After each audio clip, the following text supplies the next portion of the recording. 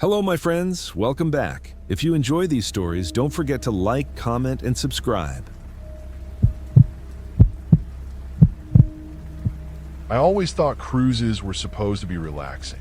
The Neptune's veil promised luxury, endless ocean views, and a week of pampering I had convinced myself I deserved. Boarding in Miami, I noticed something about the ship that unsettled me immediately. It gleamed too brightly, as if the sun itself feared to touch it. The crew smiled constantly, but their smiles were rigid, precise, and hollow. The first day was normal enough.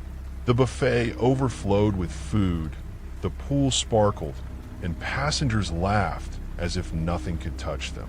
I walked the decks, feeling the breeze and staring at the endless horizon. But there was a heaviness in the air, a tension I couldn't place. When I glanced at the water, I thought I saw something moving beneath the surface. Long shapes, black and sleek, that vanished the moment I blinked. That night, I awoke to a knocking sound. Not gentle, but insistent, like someone rapping on the metal hull from the inside. My cabin door rattled. I peered through the peephole.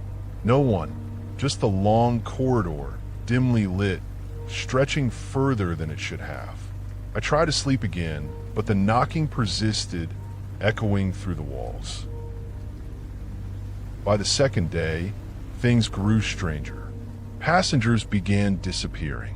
At first, it was subtle. A man didn't show up for breakfast.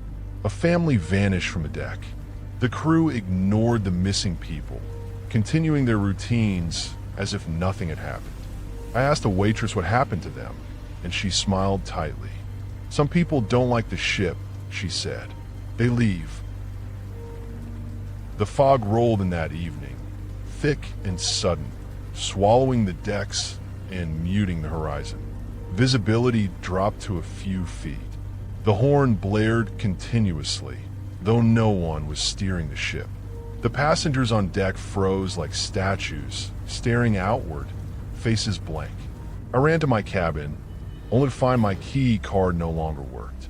I was locked down my own room.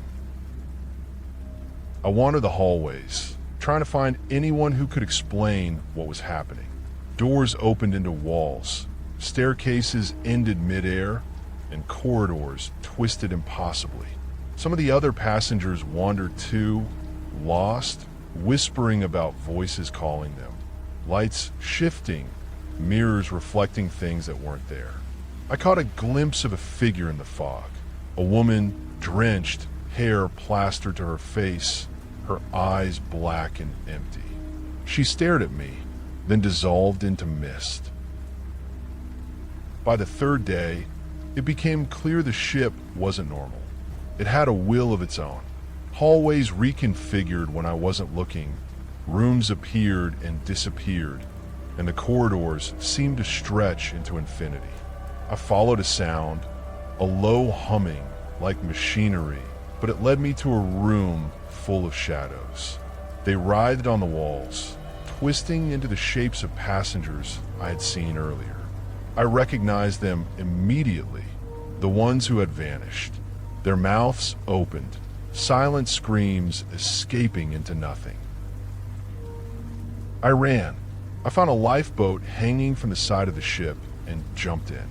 The water outside was thick and black, almost like ink, resisting every stroke. I rowed desperately, trying to escape, but the ship loomed behind me, larger than it should have been. Its decks extended into the fog like a city, and faces pressed against the railings, faceless and watching. Hours, or maybe days, passed. Time had no meaning. Eventually, the fog lifted and I saw land. Relief flooded me. I rowed toward it, exhausted, desperate for safety. I landed on a beach, sand pale and glittering unnaturally under the setting sun. There was no town, no port, only a dense forest beyond the sand. As I stepped onto the shore, I noticed movement. Figures, dozens of them, wandering aimlessly in the forest. Faces pale, eyes wide, mouths open but silent. They move mechanically like puppets. I realized with a jolt that they were the missing passengers. And then I saw the woman from the fog. She stood at the forest edge, watching me. "You shouldn't be here," she said. Her voice wasn't hers. It came from the ship itself. "You belong with us now." Panic surged, but before I could run, I realized something horrifying. The beach, the forest, the sun. It was all part of the ship's domain. The Neptune's veil had never really let me go. The land was a trap, an extension of its will. I was still inside it, caught in its impossible reality. Then I understood. The ship didn't just take people, it transformed them. The lost passengers weren't dead. They had been changed, absorbed into the ship's consciousness, part of its endless, shifting maze. I could feel it reaching for me, calling me, shaping my thoughts. Resistance was pointless. But I did something no one else had. I laughed. It startled even me, hearing the sound echo in the unnatural silence. I realized the ship expected fear, submission. It thrived on despair. If I embraced it instead, if I welcomed it, maybe I could change the rules. I walked toward the woman, toward the forest, and let the ship wrap itself around me. The fog, the halls, the corridors, they flowed into me, but I didn't feel trapped. I felt powerful. I could see the ship as it truly was, an ancient, sentient vessel, moving not just through the ocean, but through dimensions, seeking those who would become part of it. The other passengers, faceless, pale, watched me. They sensed the shift. The ship's voice filled my mind. "You've learned." I smiled. I had survived in a way no one else could. I had turned fear into control, and now I would guide the next travelers, show them the paths they weren't meant to see, lead them through the maze of the ship, but not to terror, to understanding. The Neptune's veil drifts somewhere out there, invisible to the world, waiting. Most who board are consumed by fear, becoming part of its endless maze. But I am different. I am part of it. Yes, but free in a way no one else can be. And when the next passengers step aboard, I will meet them, not as a victim, but as a guide. I have learned the ship's secret. Terror is a tool, but surrender is power. And I am its master now, walking the halls of the Neptune's veil, waiting for the curious, the bold, the foolish. The ocean stretches endlessly, but I fear nothing, because I am the ship now, and the ship is me.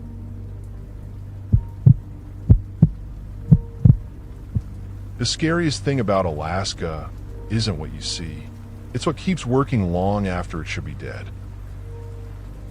I went north after my divorce, which is how a lot of bad decisions begin. I took a winter caretaker job for an abandoned salmon cannery on the coast, a rusted relic sitting between the ocean and miles of spruce forest.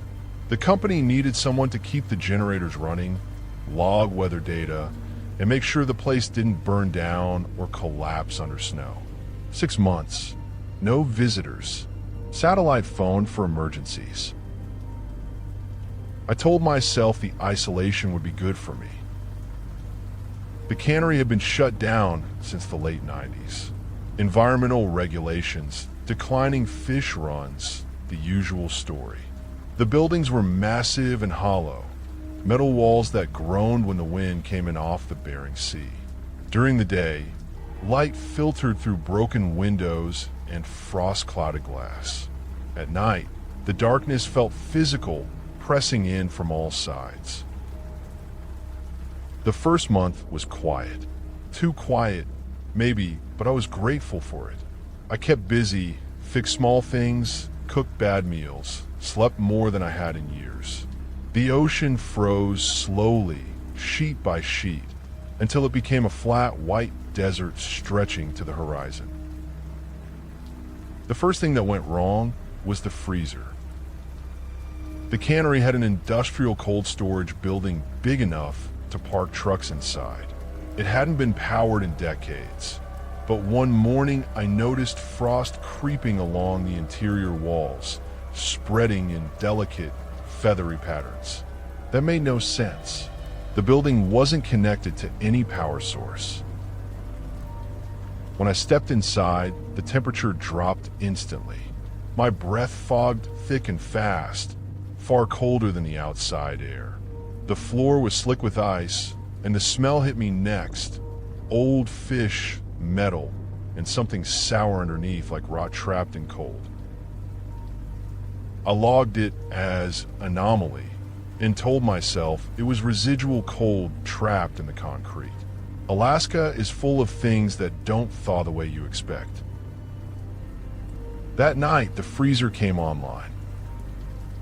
I knew because the lights flickered in the main building and a low hum rolled through the ground, deep enough to feel in my feet.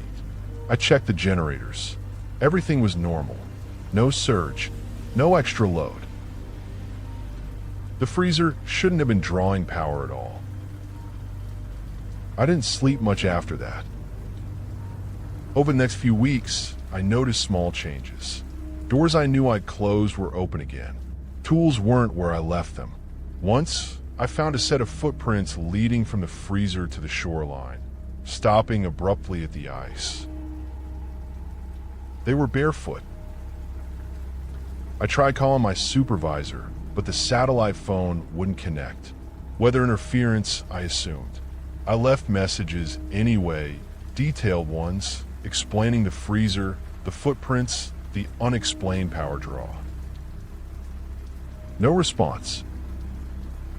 The noises started after the sun disappeared completely. At first, it was just banging, metal on metal, distant and irregular, like the building settling. Then it became rhythmic. 3 slow impacts, always coming from the freezer building. Not random, deliberate. I avoided it as long as I could. The breaking point came when the radio turned on by itself. It was an old handheld unit, battery operated, sitting on the counter where I'd left it. I woke up to static filling the room, loud enough to make my ears ring. As I reached for it, a voice cut through. "Cold enough for you?" I dropped the radio. The voice laughed softly, then dissolved back into static. That was the first time I seriously considered leaving, contract or not. But the boat was frozen in. The nearest airstrip was over 100 miles away, and winter storms had already made flying dangerous. I was stuck, whether I liked it or not. I started digging through old records, trying to understand the place. The cannery's history was worse than I'd realized. Multiple worker deaths over the years. Accidents officially, but the reports were vague. A boiler explosion. A freezer malfunction. A night shift disappearance never conclusively solved. One name kept coming up in handwritten margins and maintenance logs. Thomas Keene, refrigeration engineer, died on site in 1987. Cause of death, exposure. The note said he'd been found inside the freezer, locked in overnight during a power failure. The backup systems hadn't kicked in. By the time anyone noticed, it was too late. That night, the banging got closer. Not from the freezer, from inside the main building. Slow, heavy footsteps moved through the lower floor, pacing beneath my room. I stayed perfectly still, heart hammering, listening as they climbed the stairs. They stopped outside my door. "Open up," a man's voice said, muffled and strained. "It's freezing in here." I didn't answer. "I know you're awake," the voice continued. "I can hear your heart." The doorknob rattled once, then went still. I didn't sleep at all. The next morning, I made my decision. Storm or not, I was leaving. I packed what I could, layered up, and headed for the snowmobile shed. The freezer door was open. Inside, the lights glowed a harsh white. The hum was louder now, almost comforting in its steadiness. Frost coated every surface, thick enough to dull sound. And in the center of the room, something had been arranged. Personal items, watches, boots, hard hats, dozens of them laid out neatly on the ice. A collection. Behind me, the door slammed shut. The temperature plummeted so fast it hurt to breathe. I kept them cold, the voice said from everywhere at once. That was my job. Ice crept up the walls, ceiling seams swallowing hinges. My hands went numb instantly, fingers useless. You turn it back on, the voice continued, almost grateful. I was getting warm. I understood then. Not a haunting, not a curse. A system. The freezer wasn't possessed. It was doing exactly what it had always done, preserving what was put inside it, preserving him. I don't know how long I was in there. Time stopped making sense as the cold drilled into me, slow and methodical. Just before I lost consciousness, the door opened again. Warm air rushed in. I fell forward, gasping, dragged across the threshold by hands I couldn't feel. I woke up in the main building, wrapped in blankets, the generator roaring louder than ever. The freezer was silent. In the morning, the storm broke. A supply helicopter arrived unexpectedly, responding to one of my earlier messages that had finally gone through.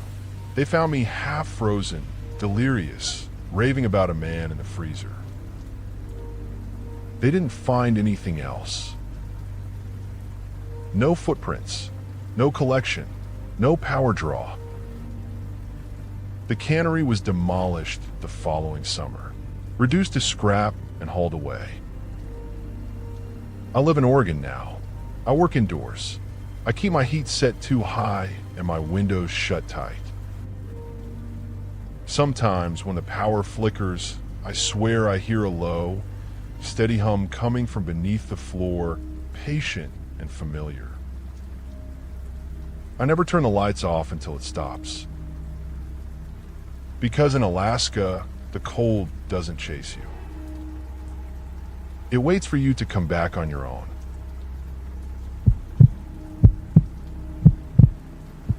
I had been looking forward to being home alone all week. My parents were going out of town for the weekend, and at 16, the idea of a house entirely to myself felt like freedom. No rules, no nagging, no one telling me to go to bed. Just me, the quiet, and the kind of small independence I'd never had before. Friday night started normally. I made myself a sandwich, grabbed a soda, and plopped onto the couch with my laptop. The street outside was quiet, lined with the familiar glow of streetlights. I had lived here all my life, and yet something about the silence that night felt off. I told myself I was imagining it. I was just excited to be alone. I had been scrolling through videos when I heard it, a soft tap at the front door. I froze. The first thought was a neighbor, but it was nearly midnight. No one knocked at this hour. Hello, I called, trying to keep my voice steady. Nothing, just the house settling, I hoped. I peered out the window. The street was empty. No cars, no people, just the dark houses across the way. I shrugged and returned to my laptop, convincing myself it was nothing. Then came the footsteps, soft at first, almost like someone was dragging their shoes across the hardwood floor. They started down the hallway leading to the bedrooms. I sat up straight, heart hammering. My first instinct was to grab the baseball bat I kept near the door. My fingers shook as I gripped it, trying to convince myself I was prepared. The footsteps stopped. Silence. Then a whisper, so soft I barely caught it. "You shouldn't be alone." I spun toward the hallway. Nothing. The air was still, yet the voice lingered, a presence I couldn't see. My stomach dropped. I wanted to run, but my legs refused to move. I backed into the living room, scanning every shadow, every corner. I was hyper-aware of every creak, every flicker of light.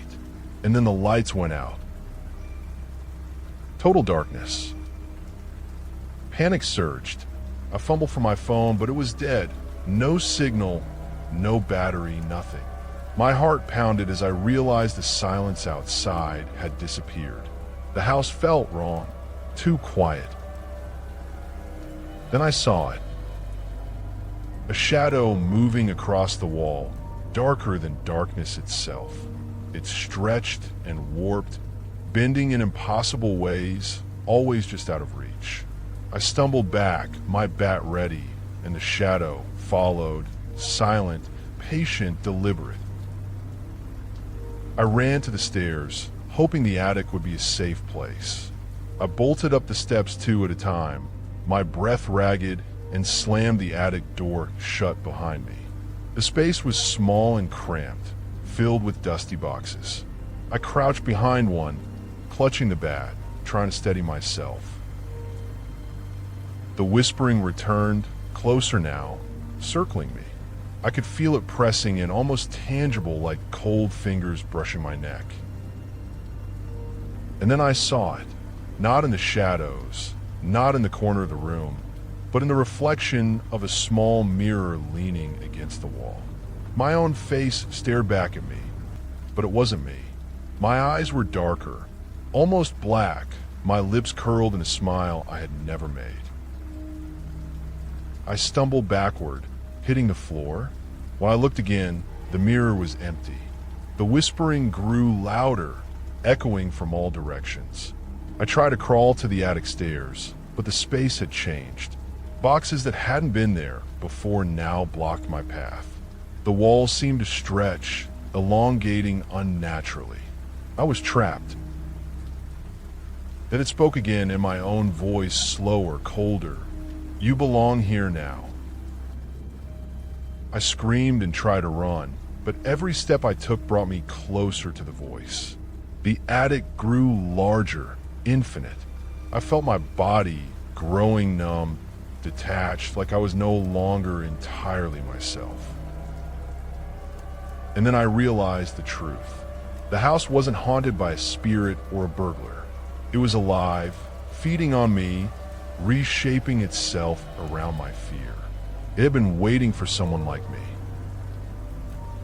I tried to fight, tried to resist, but the reflection in the mirror stepped out, solid this time. It was me, but perfect, patient, and smiling. I reached for it, desperate to stop whatever was happening.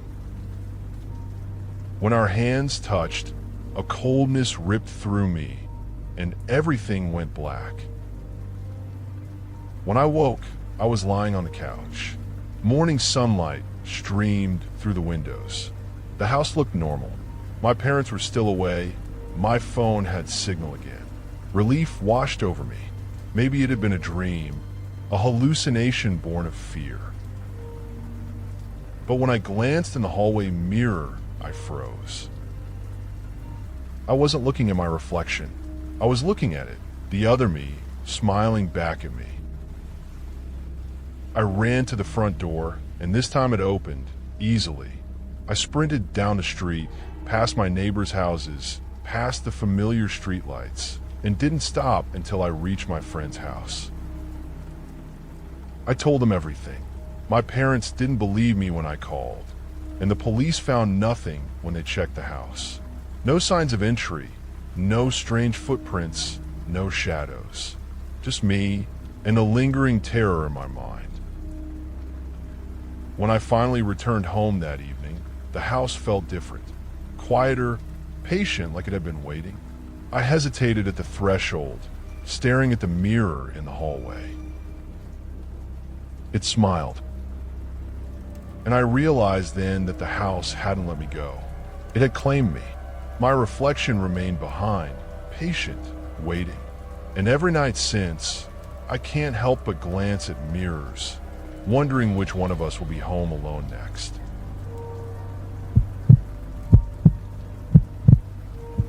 I never thought much about the warnings posted at the trailhead. Stay on marked trails. Do not enter uncharted areas. Hikers are responsible for their own safety. Typical national park boilerplate. I ignored them, like everyone else does. I told myself I knew the woods, that I could handle myself. I was wrong. It started on the first day. I parked at a small trailhead in the backcountry of Great Smoky Mountains National Park, a place I'd never been. My plan was simple: hike to an overlook, camp near the ridge, and spend the night alone under the stars. The air smelled like damp earth and pine, the way it always does in early September. Perfect. I followed the trail for a few hours, the sun slanting low through the trees. The trail was narrow, barely maintained, with roots and rocks that threatened to trip me at every step. I didn't mind. I loved the challenge, the solitude. But soon, I noticed something strange. The trail signs were wrong, or missing. I stopped to check my map. According to the markers, I should have been halfway to the ridge, but all I saw were trees. Endless trees, twisting in ways that didn't seem natural. The sun had dropped lower, and shadows stretched like fingers. I felt my stomach tighten. I shrugged it off and kept walking. I thought maybe I had misread the trailhead directions. That happens to anyone, right? Hours later, I found myself in a clearing I didn't recognize. A small pond reflected the darkening sky, and for a moment, I felt relief. Water meant life. Maybe the ridge was near. I knelt to drink, but something in the reflection caught my eye. It wasn't me. The pond showed my reflection, yes, but behind me, there was another figure. A man, tall, thin, his features obscured by shadow. I spun around. Nothing. The clearing was empty except for the trees and the pond. I laughed nervously, telling myself it was a trick of the light. But when I looked back at the water, the figure was closer. I swear it smiled. Panic clawed at me. I grabbed my pack and ran, taking no care where I stepped. The trees grew tighter, their branches snagging my clothes and hair. I stumbled over roots and rocks, and the forest seemed to rearrange itself around me. I thought I knew the trail, but every turn led me back to the same clearing. The pond, the reflection. I called out, my voice echoing strangely, like the forest itself was swallowing my words. The tall figure appeared again, now standing at the edge of the pond. It didn't move toward me, but it didn't need to. Its presence was enough. I ran again blindly. My legs burned, my lungs ached. Then I noticed footprints in the mud. Not mine, larger, deeper, human-like, but wrong somehow, as if the person who made them had walked on tiptoe. Yet each print was impossibly heavy. They led toward the trees, toward the pond. I wanted to scream, but my throat had gone dry. Night fell quickly. I was lost. I couldn't find a suitable place to camp, so I stumbled into a narrow ravine, hoping it would offer some shelter. The air was thick now, heavier than it should be. The forest was quiet. No rustling, no wind, no animals. It was a suffocating silence, one that pressed against my skull and made my thoughts fray. That's when I saw the first set of eyes. Two small, yellow dots hovering in the darkness. I froze. Then another pair appeared, and another, until I counted at least a dozen, all around me, staring from the blackness. They didn't blink. They didn't move, but I knew they were alive, waiting. I ran again, scrambling up a steep slope until I reached a cliffside overlooking a valley. I realized I had no idea which way was the trailhead. And then I saw it, a light, a flashlight, moving slowly along the trail below. Relief surged. I shouted, waved my arms. Someone was coming. Someone could save me. The light stopped. Then it came closer, not along the trail, but straight toward me, climbing the cliff with impossible speed. I noticed it then, no beam, just a pale glow surrounding the figure. Human-shaped, yes, but wrong. Too tall, too thin, and it smiled. I backed away from the cliff's edge, heart hammering. My legs gave out, and I fell. For a split second, I saw the valley rushing up to meet me. Then I hit the ground hard, pain shooting through my shoulder, but I didn't tumble off the cliff. Instead, I landed in a patch of mossy earth, the figure nowhere in sight. Shaking, bleeding, and terrified, I crawled back to the cliff edge. The forest was silent again, eerily still.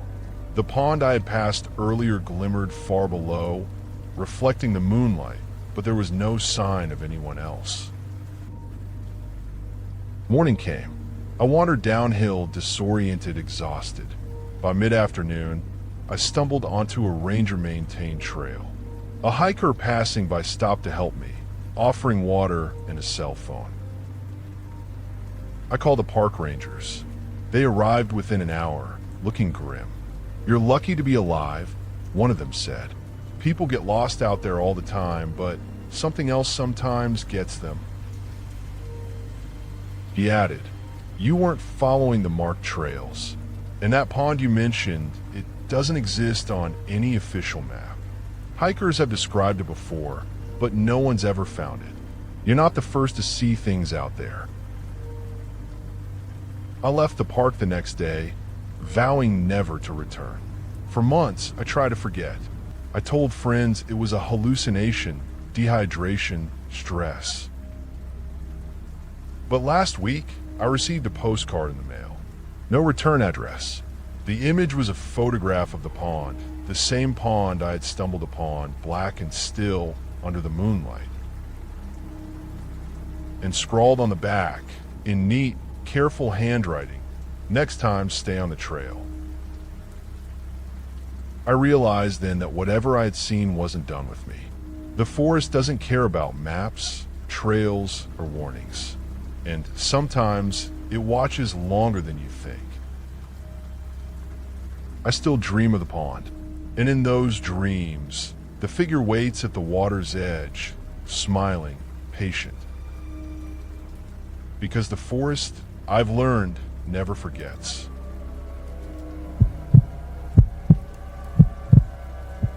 I thought I had a sense for the mountains.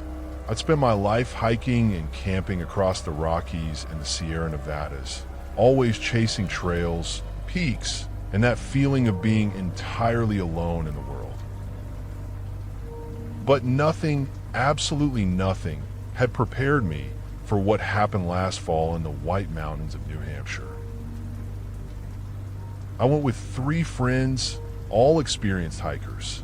Our plan was simple, a 3-day loop along a lesser-known ridge, far from the usual trails, camping under the stars, nothing more complicated than that. The first day was perfect, clear skies, the smell of pine, the thrill of isolation. We joked around the fire at night, telling exaggerated ghost stories, passing around a bottle of whiskey, and I remember thinking this was what life was about. Fresh air, laughter, and the horizon stretching out forever. The trouble started the second day. We woke to thick fog, clinging to the forest like wet cotton. The trail was gone, not faded or hard to see gone. We looked at our map, our GPS, the compass. Nothing made sense. We were supposed to be following a ridge, but every ridge we reached looked identical. The mountains themselves seemed wrong, as though their angles were subtly off, the paths folding in on themselves. I told myself it was just stress, the altitude, lack of sleep, but the unease in my chest told a different story. We pressed on, hoping to stumble onto a familiar landmark. By mid-afternoon, we found a narrow gorge lined with jagged rocks. There was something carved into the stone, symbols strange and jagged, deep enough that the grooves caught shadows like they were alive. My friends laughed nervously, but I didn't. Something in me tightened, a primitive warning that this wasn't a place meant for humans. As the sun began to drop, we made camp near a small creek. The air was colder than it should have been. The forest was silent, not just quiet, but unnaturally still. No birds, no rustling, no wind. It was as if the world had paused around us. I lay awake that night, staring at the canopy, feeling watched. Every shadow seemed too sharp, every sound amplified in ways that didn't belong. Around midnight, I woke to movement. At first, I thought it was a bear until I saw it. A figure just beyond the edge of the firelight. It was tall, impossibly thin, and its limbs bent in ways they shouldn't. Its face was hidden beneath a hood or shadow. I couldn't tell, but I felt its eyes on me. It didn't move like an animal. It didn't move like a human. It simply stood, swaying slightly, waiting. I froze. My friends were asleep, unaware. Then, as if realizing I had seen it, the figure receded into the fog and disappeared. The next morning, my friends laughed off my unease. "You're imagining things," they said, but as we hiked, the trail became stranger. Rocks stacked unnaturally on the sides, fallen trees arranged like barriers, and the fog clung to us again, swirling in patterns too precise to be random. The GPS was now completely useless. We argued, retraced steps, tried to navigate by landmarks, but the mountains didn't obey our logic. By the afternoon of the second day, we came across a structure or something that resembled one. From a distance, it looked like a small cabin, old and rotted. But as we approached, I realized the proportions were wrong. The door was too tall, the windows too narrow, and the angles of the roof impossible. My friends wanted to go in. I didn't. I had a feeling, primal and heavy, that whatever had made this place didn't want us there, and yet it was calling us. We went inside. The air was thick and metallic, tasting like rust. The walls were covered with names, hundreds of them, carved deep into the wood. Some were familiar. Hikers reported missing in local papers, some long dead. Others were names I didn't recognize. And then, carved larger than the rest, was mine. I screamed. My friends rushed to me, but in that instant the cabin changed. The shadows moved, stretching impossibly across the walls. The floor seemed to pulse beneath us like a heartbeat. And then one of my friends, Sarah, screamed. I turned. She was gone. The air where she had stood shimmered briefly, like heat over asphalt, then nothing. I ran. I ran blindly, the fog thick, the mountains twisting around me, impossible to orient myself. Hours passed, I don't know how many. Hunger, exhaustion, fear, they all faded into a single, overwhelming need to escape. Finally, I stumbled into a meadow. The fog lifted, the trail appeared, and I found myself on a path I recognized. The mountains looked normal again, as if nothing had happened. I collapsed, exhausted, afraid to sleep. When I finally returned to civilization, I called the local ranger station and reported the events. They searched the area, but found nothing. No cabin, no carvings, no trail. Local hikers laughed, said I had suffered from mountain madness or hallucinations caused by fatigue. For weeks afterward, I tried to move on, but I couldn't forget. The shapes, the figure, the names on the walls, they haunted me. And then, one night, I received an email from an unknown address. There was no message, only an attachment, a photograph. I opened it. It was taken from a high ridge in the mountains, fog curling over the peaks. And there, standing in the mist, were three figures, my missing friends. Their faces were calm, almost smiling, but their eyes were empty. At the edge of the photo, the figure from the cabin stood, taller than ever, watching them. And then I understood, they weren't missing. They were waiting like I would be waiting one day. The mountains didn't just take people. They collected them, preserved them, and displayed them for those foolish enough to wander too far. I haven't gone back. I will never go back. But sometimes when the fog rolls down the mountains at night, I see a shadow in my window. I hear the faintest scrape on the walls, and I know one day the mountains will call me again. And when they do, I don't know if anyone will be left to tell the story.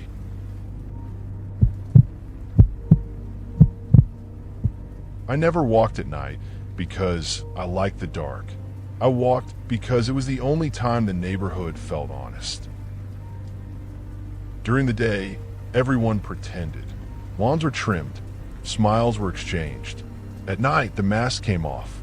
The world felt simpler, stripped down to what actually existed. I lived in a quiet Arizona suburb outside Phoenix, the kind with identical stucco houses and looping streets. Insomnia had been my companion for years, so walking after midnight became routine. I'd done it hundreds of times, until the night the neighborhood stopped letting me leave. It was a warm night. The sky was clear, stars faint from city glow. I remember locking my front door and thinking the air felt thicker than usual. Not humid, just heavy, like the night was holding its breath. I started my loop like always, past the Johnson's place with the broken porch light. Everything was normal, too normal. By the time I reached the second cul-de-sac, I realized I hadn't heard anything in a while. No dogs barking, not even the buzz of streetlights. I stopped walking. The silence didn't change. I continued on, telling myself I was just tired.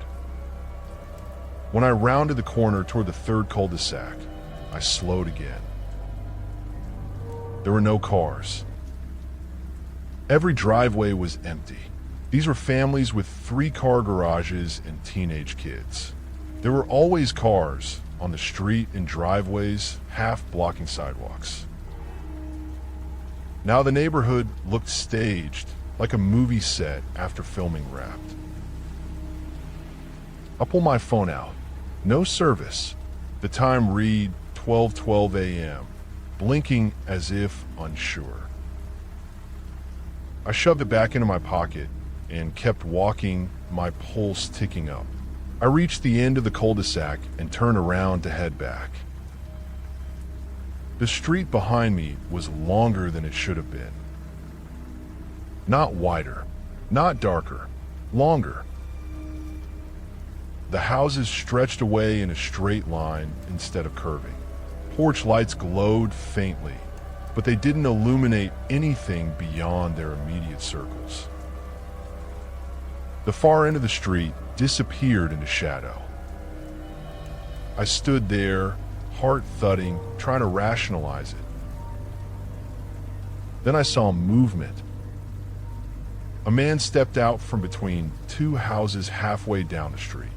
He was wearing shorts and a t-shirt, like he just stepped out to grab the mail. He raised a hand in a casual wave. "Hey," he called. "You out walking too?" Relief washed through me. "Yeah," I said, probably too loudly. "Do you know what's going on with the street?" He frowned. "What do you mean?" "The cars," I said. "They're gone." He glanced around, confused. "What cars?" A cold feeling settled in my stomach. "Yours," I said. "Everyone's." He looked genuinely baffled. "I don't have a car." "That's not what I meant," I said. "You live here, right?" "Yeah," he said slowly. "I always have." Something in his tone made my skin crawl. Not threatening, certain. "Do you know what time it is?" I asked. He smiled faintly. "Time for a walk." I backed away. "I'm going home." He tilted his head. "This is home." I turned and started walking fast and faster. I didn't look back, but I felt eyes on me the entire time. I passed street after street, all identical, all empty of cars and life. Every few blocks, I saw someone standing under a streetlight. A woman in pajamas, a teenager holding a skateboard, all of them watching, none of them moving. Eventually, my legs burned and my breath came ragged. I stopped in the middle of an intersection and shouted, "What do you want?" No one answered. Then, from behind me, someone spoke. "You're not supposed to stop." I spun around. The man from before was standing inches away from me now. His eyes looked wrong up close, like they reflected too much light. "What?" I asked. "Because stopping makes you noticeable," he said. "To who?" He glanced past me, down the empty street. "To you." The words didn't make sense, but they landed with weight. "I want to go home," I said. "You are home," he repeated, more firmly now. "You just keep forgetting." A memory surfaced uninvited. A night months earlier. Another walk. Me crossing the street without looking, distracted by my phone. The impact never came into memory, just a moment before it. "I didn't die," I said, more to myself than to him. "No," he agreed. "You didn't finish." The streetlights flickered. The people under them took one step forward in perfect unison.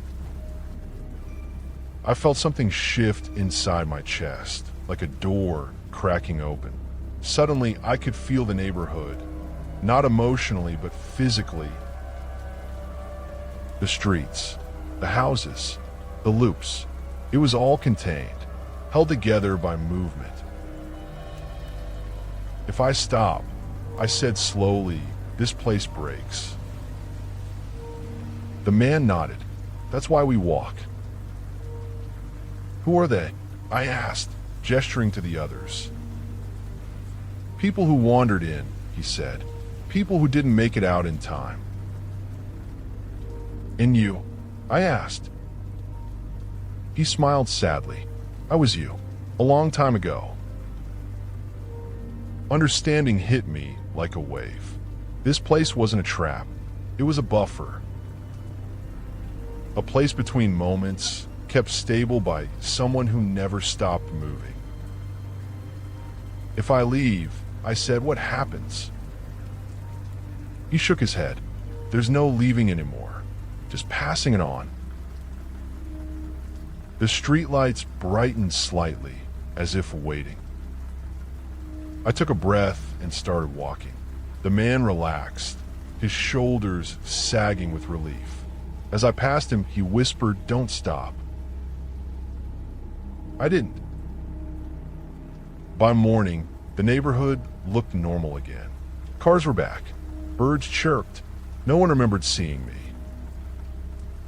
I still walk every night. Not for peace, not for clarity. I walk because if I don't, the streets stretch, the silence grows, and people who only wanted some air disappear forever.